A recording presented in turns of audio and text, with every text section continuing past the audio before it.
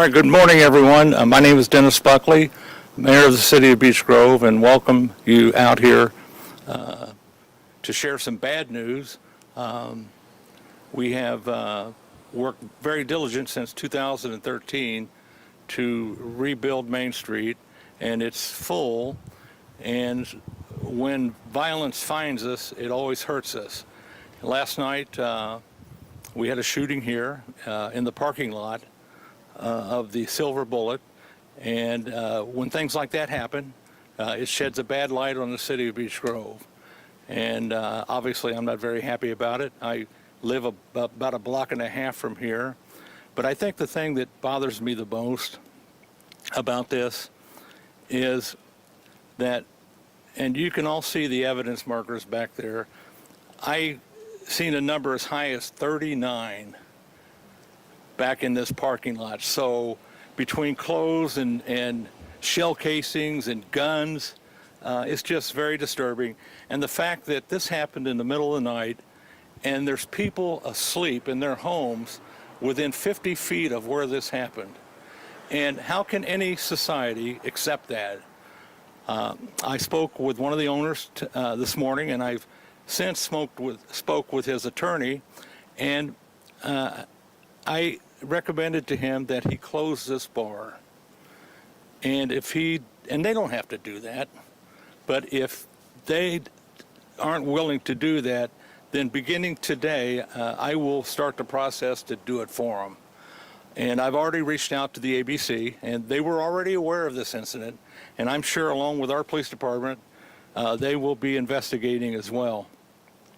Behind me is our EMS chief, Rob Cheshire. Rob's going to talk a little bit about what his medics found when they got here. Our Liz Lamping, one of our city councilmen's here. Jim Kaufman, our clerk treasurer's here, and then our chief, police chief, Michael Maurice is here, and deputy chief Bob Mercury's here. So they will talk about the incident itself. I won't, because I wasn't here and I've not been briefed on what exactly happened here. So I better step away from that. But the message that I would like for you to relay to the citizens of Beech Grove is that this is a safe community. You are safe. This was a targeted incident, and it was just not a random act of violence. So I'll pass it over to the police chief or the deputy chief to speak about what actually happened last night. And I've been mayor 12 years, and you never get used to middle of the night phone calls from the police chief. So that was another one last night. So, Chief? I'll be real brief on the incidents, the circumstances around what happened early this morning. My officers were dispatched here on a shooting and found 2 victims, at which time they were transported to the hospital and are in surgery. We don't have a whole lot of details or what we're looking for, because we don't have any witnesses to help us identify who it was or what it was even about. And so that's as far as I can go with it, because we just don't know right now. We need help from the community, and we're not getting it right now. And so I'm asking for that, to contact us, to give us any information that they might have. I want to reiterate with the mayor that this is a pretty safe community. Yes, we've had more shootings this year than I can remember, but they're isolated incidents, known assailants to victims. But we're also not getting help in these bigger incidents. It's frustrating not only for the citizens, but for us, because like the mayor said, there are multiple victims here, not just the ones that were shot, but the ones that live in this community and are nearby. It's frustrating. We want these people held accountable, but we can't do that. We take it to the prosecutor's office, and the prosecutors have to decide whether or not to file charges. My investigators will do that. They do a great job. They'll complete this case and present it, and hopefully we can get these charges filed. But people have to be held accountable for their actions. No more excuses for people. They have to be held accountable. Chief, you were told earlier that one of the victims was in surgery, the other one was serious but critical. Are both of them now in surgery? At my last update, they had both gone into surgery, but I have not been told differently yet. Okay. Chief, do you believe people were out here that saw what happened and are maybe just purposely not sharing information with police? Correct. This is nothing new. This has been going on for years. I believe that there's witnesses that won't tell us what happened and won't contact us. But yes, we do believe there are people out here that saw. Why do you think they're not sharing information with you? I think it's frowned upon in certain communities to not work with the police. I mean, you've heard all the sayings. I don't need to go through them about what happens when you talk to the police. And it's frustrating because it doesn't help us. It doesn't help the good people of Beech Grove keep this element out of our city. And it doesn't help us solve the crimes to help make sure people are held accountable. A lot of those sayings are associated with gang activity. Do you think that this was a gang-related shooting? I don't have that information, but I don't think it's just with gangs anymore. I think it's as a whole. I think you see it in the suburbs. I think you see it everywhere. It's not just gangs anymore. Was this something, I know you were looking at surveillance video inside, was this something that started inside, boiled over, and came out to the parking lot, or are you sure? Was this an argument? Probably. We believe it occurred or started inside and then they came out. Do we believe they're patrons? Yes. And I apologize. Any suspects or persons of interest or no? No, sir. This might be something for both you, Chief, and the mayor. We were told earlier that the people that own this bar also own another bar in town where another shooting happened either late last year or earlier this year. Is that kind of playing into why you're asking them to close this bar, or is this just the first instance and you think they need to close it because they've had a shooting? They do own several bars across Indianapolis and several in Beech Grove. We've had multiple incidents of shootings at the bars in Beech Grove. We've met with them, and the issue is that if we can't control what is going on, then we have to look at extreme measures to make sure that we don't have what occurred last night happen. So do you feel that they are not following the rules, protocols that you've worked with them to create, and that's what's leading to the violence? I will say that we have met with them, and they've held up their end on a few of the, and I don't know what occurred here yet. It's so early in the investigation, I can't say that they violated any other laws. I have no idea yet. Just to double check, the shooting occurred around 3:15, right? Correct.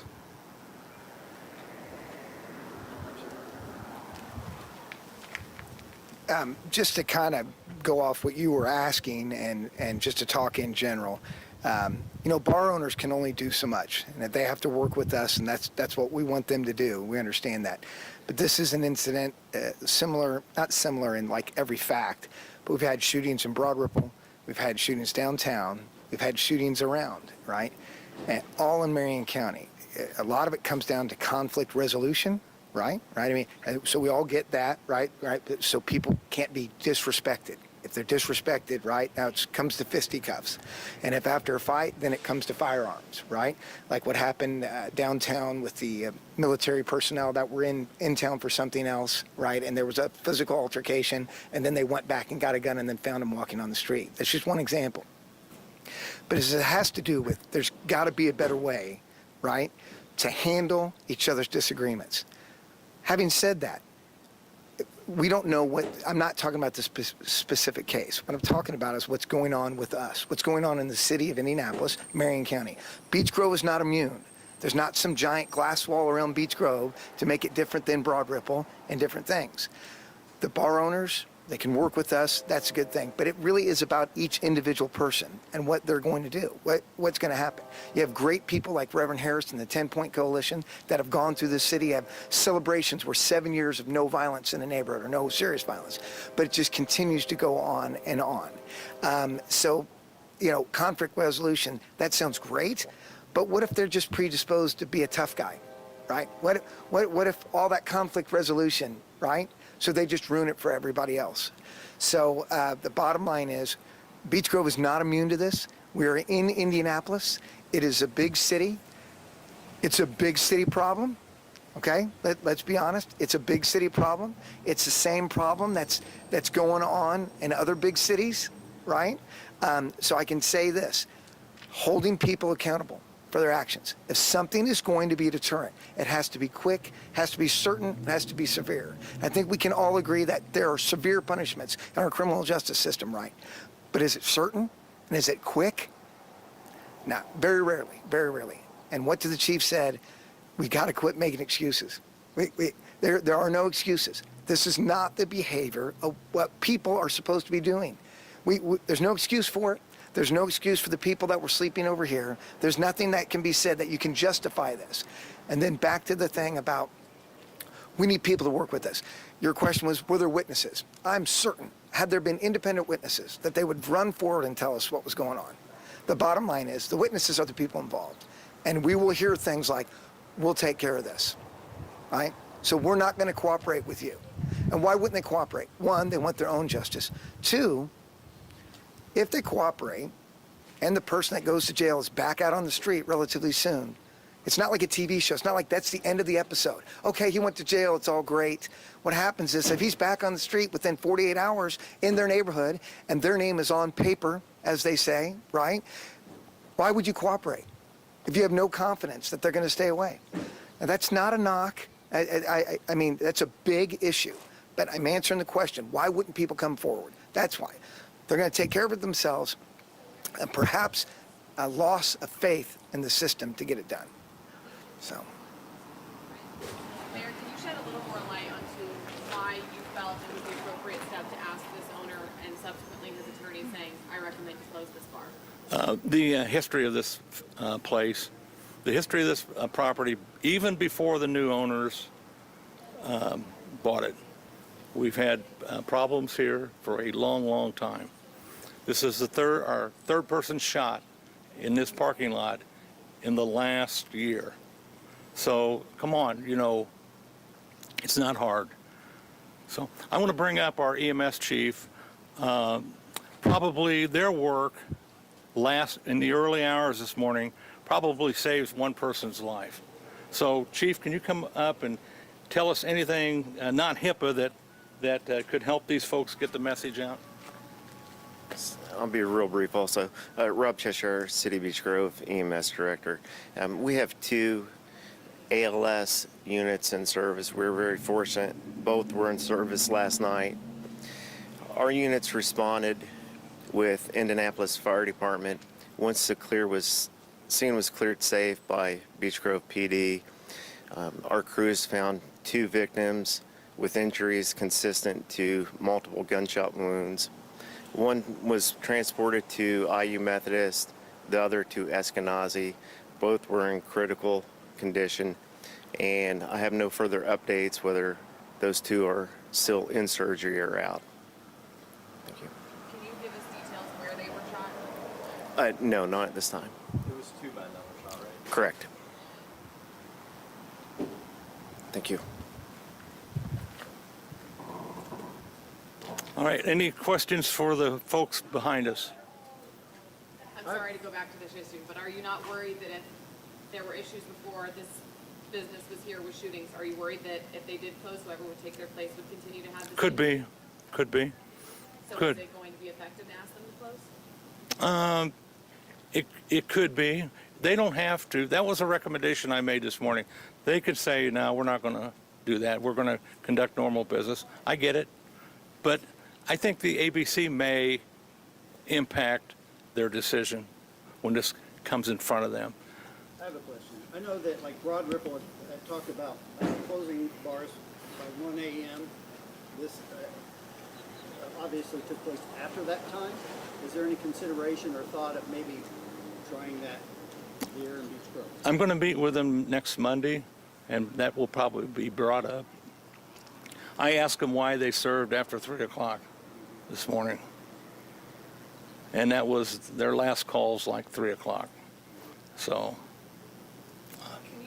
What is the ABC, the group that you're saying you made? the Marion County Alcoholic Beverage Commission, Okay, that's what I thought. they control this license.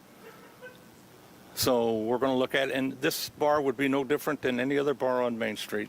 If we have these problems, with any other bar and we don't, then I would take the same course, because we shouldn't tolerate this as a city. Would you say that this is the city's new approach to cracking down on violence, maybe to encourage business owners to really be stern about it? No, we've had other instances with businesses non-bar related that we have declared nuisances and asked that they leave. And the classic one for all of you was Walmart. So this isn't anything new. Our council, along with Councilor Lamping, they passed ordinances that gives us leverage for nuisances, and we apply those both public nuisance and environmental nuisances.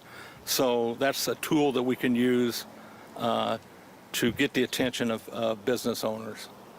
Counselor, can you speak a little bit to what recommendations you have moving forward if this is an ongoing issue to prevent either this business or future businesses from finding themselves in the same situation? Well, I'm running for a district council reelection for my third term. So I've been in Beech Grove since 1976. I'm a retired nurse from Franciscan Health. So I have a background in serving people and taking care of people in need in all aspects of life.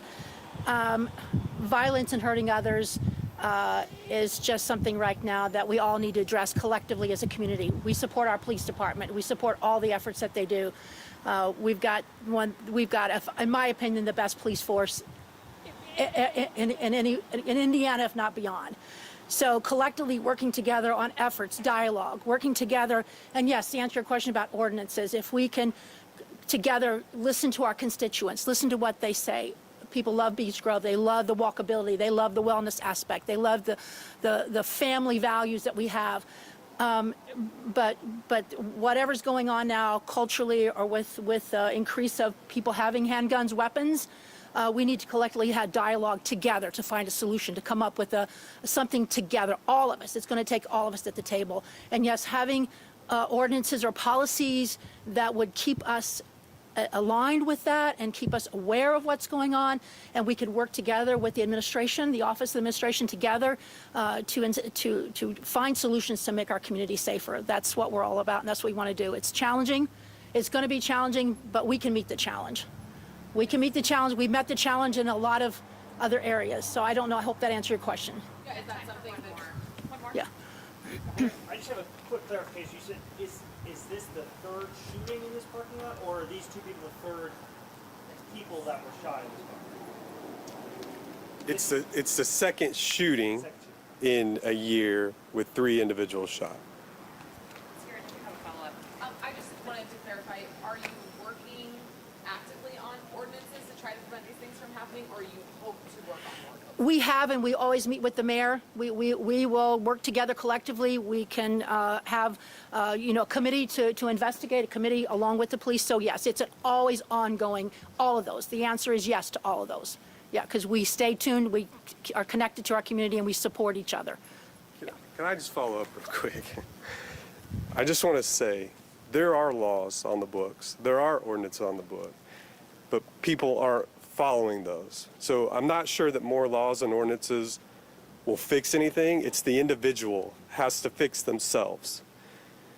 It doesn't matter how many you have. There's a speed limit law. People break it.